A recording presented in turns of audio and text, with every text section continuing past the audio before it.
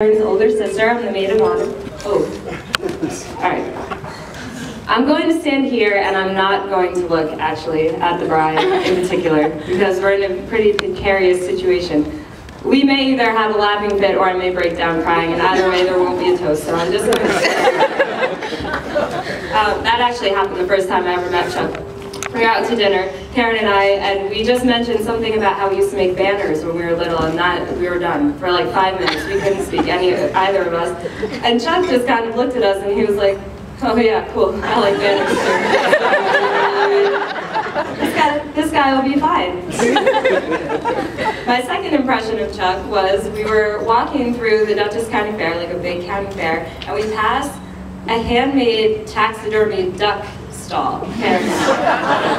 And she looks at it with a completely serious expression and she goes, "Oh, we need to see how much those are. Chuck would love those."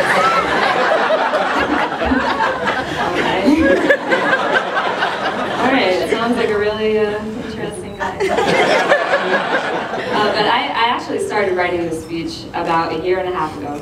It was about 6 months into their dating, and they had each at this point pulled me aside and told me that they were done dating, that they knew that they each wanted to be with each other. So I started writing it, and when I was writing it, I started thinking about my parents, who have been married for 33 years.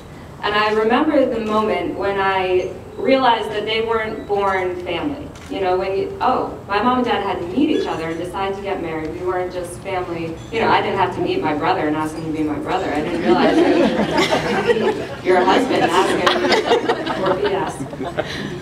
And then, so I started thinking about Karen and Chuck. And when we met Chuck, it just made sense. It felt like he was always supposed to have been family. And I know that I'm speaking for a lot of our family because they've said that to me a number of times. Karen, on the other hand, did not always feel. When we were little, she felt more like maybe she should be my pet. Like maybe she should be a little dog and I was her owner. But as we've grown older, she's become one of the very most important people in my life. I mean, just years of going through life together, being best friends, even though it's cliche. I mean, I can't say it enough. Having screaming matches at each other, having wrestling matches, having so many long talks and hearts to hearts and tough love and tears and all that. And I can tell that she's become very special to a lot of people here. That's why there's so many people here. You can't just bring this out of the blue. And it's because of who she is. And she's just light and laughter and love. And that's why I think Chuck is the perfect person for her. I mean, a lot of people have this day. They have their wedding day.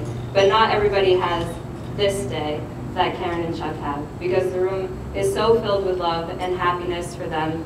And happiness that each of them will be part of the other's family.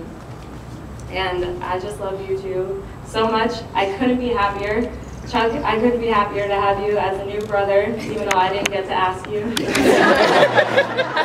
And so please, if you agree with me, please raise your glasses to Karen and Chuck.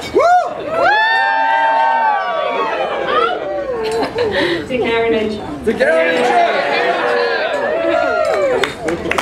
Let a big round of applause there for Lisa.